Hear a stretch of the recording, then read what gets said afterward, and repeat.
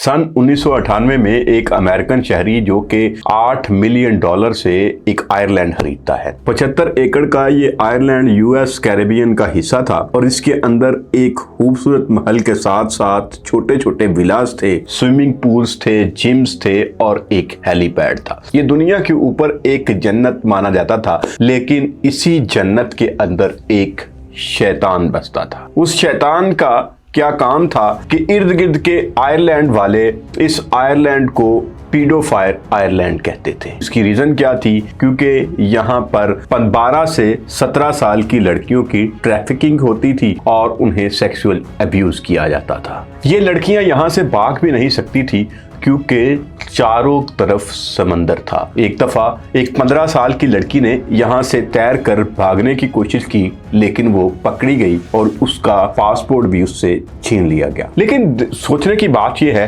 कि ऐसी जगह पर कौन कौन आता था, ऐसी जगह पर कौन कौन लोग जाना पसंद करते थे और वो वहां पर क्या करते थे। दुनिया भर के अमीर लोग, अरबपति लोग और फेमस सेलिब्रिटीज यहाँ पे आया करती थी और अपना वक्त बिताते थे। उनमें बड़े बड़े नाम शामिल हैं, जिनमें बरतानवी प्रिंस एंड्रियो, रूस साइंसदान स्टीफन हॉकिंग, इसराइली वजीर आजम, न जाने कितने बड़े बड़े सियासतदान, बिजनेसमैन और सेलिब्रिटीज शामिल थी। उनके लिए यहाँ पर पार्टीज अरेंज होती थी, लेकिन जो सबसे बड़ा सवाल ये है कि उसका मालिक कौन था। उसका जवाब है एक ही नाम, जेफरी एप्स्टीन। जी, जेफरी एप्स्टीन, जो एप्स्टीन फाइल्स का आजकल आप सोशल मीडिया के ऊपर चर्चा देख रहे हैं, ये मैं उसी की बात कर रहा हूँ। मुकम्मल कहानी मैं आज आपको सुनाऊंगा, मुकम्मल डिटेल के साथ पूरी स्टोरी आपके सामने लम्हा ब लम्हा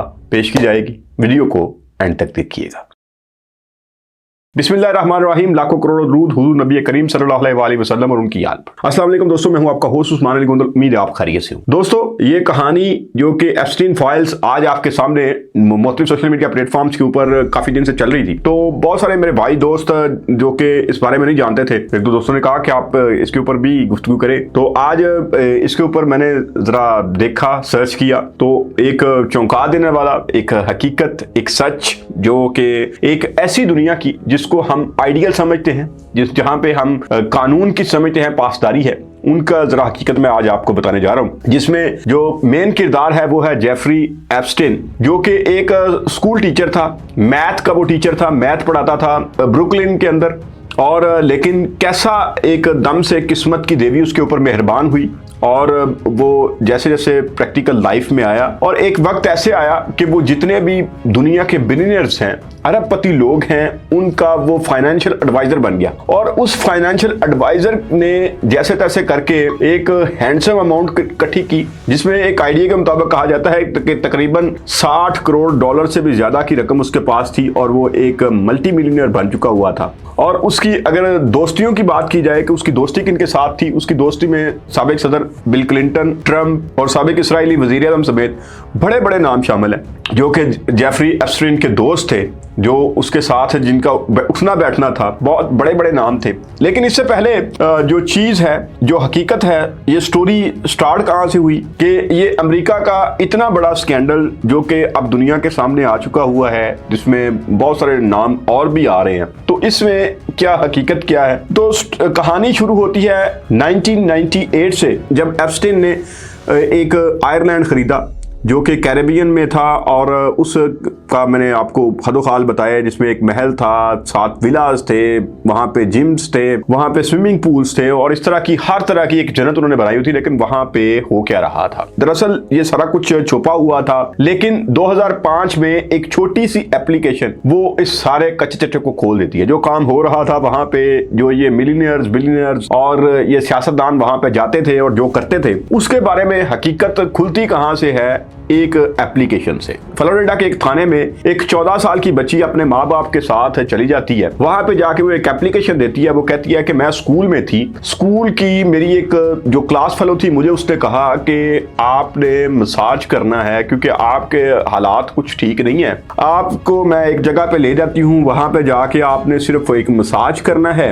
मसाज करेंगी, आपको $200 से $300 मिल जाएंगे। तो आपके घर के हालात ठीक नहीं है। तो जब आप इस तरह का काम शुरू कर ले छोटा मोटा, तो आप साथ अपनी स्टडी भी जारी रखेंगी। जब मैं आपको बुलाऊंगी आपको मेरे साथ जाना पड़ेगा, तो आपको $200 से $300 तक मिल जाया करेंगे। अब वो लड़की वहां पे जब जाती है तो उस लड़की ने जो एप्लीकेशन में ये कहा कि मैं जब वहां गई तो मैंने एप्स्टीन को वहां पे टॉवल में देखा, वो टॉवल में मुझे मिला और उसने मुझे कहा कि मुझे मसाज करो। जब वो मसाज के बाद उसको जिनसी ज्यादती का निशाना बनाया एप्स्टीन ने। अब जब तफ्तीश थोड़ी आगे बढ़ाई गई, उस लड़की से पूछा गया जो उसको लेके गई थी, और फिर जो लड़की गई थी जो एप्लीकेंट थी उससे पूछा गया तुमने वहां पे क्या देखा। उसने कहा मैंने फला फला जो लड़कियां थी 2 उनको भी वहां पे देखा था। जब उन 2 लड़कियों को और इसी तरह करते करते 2 लड़कियों और ये पूरा नेटवर्क जो है वो आहिस्ता आहिस्ता खुलने लग गया और चंद ही माह के अंदर अंदर 35 से 36 लड़कियां जो हैं वो सामने आ गई।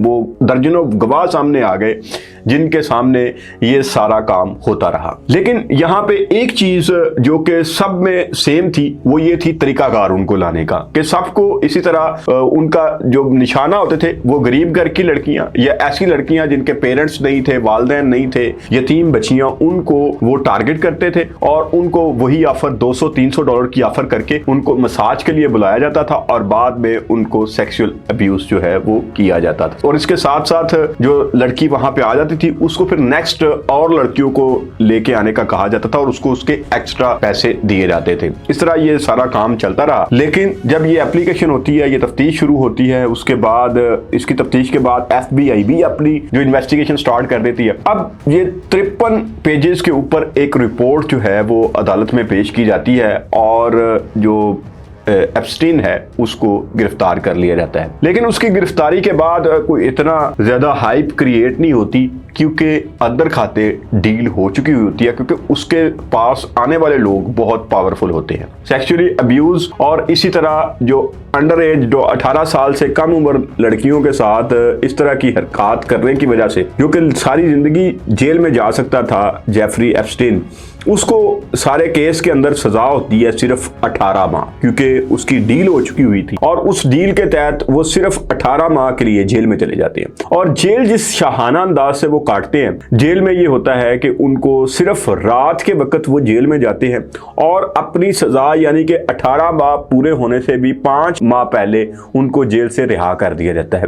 वो दोबारा से वहीं चले जाते हैं, अपने जजीरे के ऊपर, लैंड के ऊपर जाते हैं, घूमते फिरते हैं, अपने दोस्तों को मिलते हैं, हेलीकॉप्टर में घूमते फिरते हैं। लेकिन ये कहानी यहाँ पे ख़त्म हो गई जी। विलन जो है वो बच गया, यहाँ से सारी कहानी तो ख़त्म। लेकिन कहानी ख़त्म नहीं होती। असल कहानी यहाँ से शुरू होती है, क्योंकि जहाँ फिरऔन होता है वहाँ अल्लाह मूसा ज़रूर पैदा करता है। तो तभी एक जर्नलिस्ट थी जो कि बहुत दलेर थी। ये 2009 में वो अपनी सज़ा काट के बाहर आ चुका होता है। 2009 से लेके 2018 तक ये जर्नलिस्ट, उनका नाम है जूली कनाइब ब्राउन, वो 9 साल तक इसकी तफ्तीश करती हैं। वो इस केस के पीछे लगी रहती हैं, कहती हैं ऐसे कैसे पॉसिबल हो सकता है कि इतना बड़ा केस था, 18 माह से भी कम की सज़ा काट के ये आजकल आज़ाद घूम रहा है।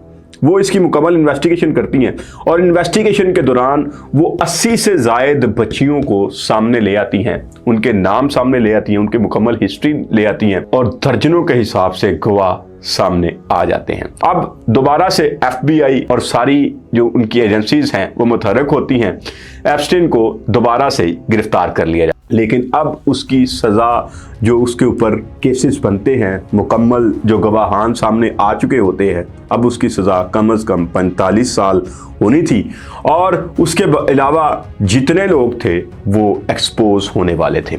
लेकिन यहाँ पे एक और ट्विस्ट आता है। ट्विस्ट ये आता है कि एक रात वो अपनी जेल में मुर्दा पाए जाते हैं। अब मुर्दा पाए जाते हैं, ये था तो देखने को तो ये जो कहानी बनाई जाती है वो ये होती है कि उन्होंने अपनी बेडशीट उतारी, अपनी बेडशीट को जेल की सुलाहों के साथ लटकाया और फांसी ले ली और खुदकुशी कर ली। लेकिन जो असल कहानी है वो ये होती है कि उसी रात जो इवेंचुअली ये होता है कि कैमरे भी बंद हो जाते हैं, लाइट भी ऑफ हो जाती है और वो इस बैरक में अकेला होता है। तो ये सारी चीज़ें जो इस तरफ होती हैं कि शायद वही पावरफुल लोग जो जिन्होंने पहले एप्स्टीन को बचा लिया था उन्होंने उसे रास्ते से हटा दिया। अब आ जाता है अमेरिका का इलेक्शन। अमेरिका के इलेक्शन के अंदर ट्रंप जी ये नारा लगाते हैं कि मैं एप्स्टीन फाइल को ओपन करूंगा, क्योंकि उन्होंने ज्यादा उसको क्लोज करके शो करवाया होता है जनाब बिल क्लिंटन साहब से, और बिल क्लिंटन की पार्टी को वो नुकसान पहुंचाना चाहते हैं और एप्स्टीन के साथ जोड़ते हैं कि ये इस तरह की मेंटालिटी के लोग हैं, इस तरह के ये कामों में इन्वॉल्व हैं और उनको बदनाम करने की कोशिश करते हैं और बार बार इसके ऊपर जोर देते हैं कि जब मैं इलेक्शन जीत जाऊंगा तो मैं एप्स्टीन के ऊपर मुकम्मल जो है वो इंक्वायरी मुकम्मल करूंगा और इनको पब्लिश किया जाएगा, उन लोगों के नामों को भी पब्लिश किया जाएगा। लेकिन जब वो इलेक्शन जीत जाते हैं और उसके बाद वो उसको मुकम्मल तौर पर खामोशी कर लेते हैं और बाद सहाफ़ी इसके ऊपर बात करते हैं तो उनको भी वो टक्का सा जवाब देते हैं। उनको कहते हैं कि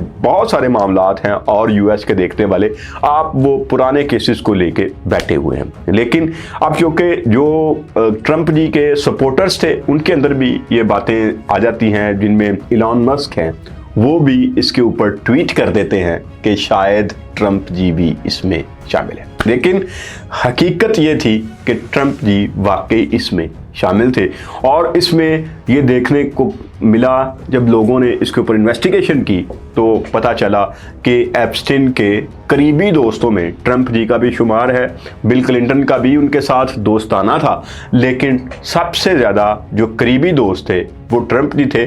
और एक जो रिपोर्ट्स कही जाती हैं उनमें एक टैक्सी ड्राइवर की रिपोर्ट भी है, जो एक टैक्सी ड्राइवर का बयान भी है जिसके साथ एप्स्टीन ने एक दफ़ा सफ़र किया था और उसमें ट्रंप जी उसके साथ बात कर रहे थे। बातचीत किसी सेक्सुअल अब्यूज़ के बारे में थे, किसी लड़की के बारे में थे और इसी तरह बहुत सारी कहानियां यहाँ पे छुपी बैठी है जो कि बहुत ही एक डार्क ट्रूथ है, बहुत ही घिरे हुए माशरे की कहानियां हैं जिसे हम मगरिब का नाम देते हैं, या शायद हम उन्हें एक सुलझा हुआ माशरा कहते हैं। तो वहाँ के अरबपति, बिलियनियर्स या सेलिब्रिटीज़, ये इनकी क्या लाइफ है, इनकी आइलैंड्स में क्या होता है और किस तरह से ये सारा मामला तय पाया। अब क्योंकि जब ट्रंप जी ये सारा कुछ करते रहे, छुपाते रहे, लेकिन जब पब्लिक की तरफ से ज़्यादा प्रेशर आया तो इनकी कांग्रेस के अंदर इस मामले को ज़ेरे बहस लाया गया। अब दोनों पार्टीज़ के जो मेंबर्स थे वो सब ने इसके ओपनिंग के ऊपर वोट दिया और ट्रंप जी की मुखालफत के बावजूद ये कहा गया कि इसको ओपन होना चाहिए।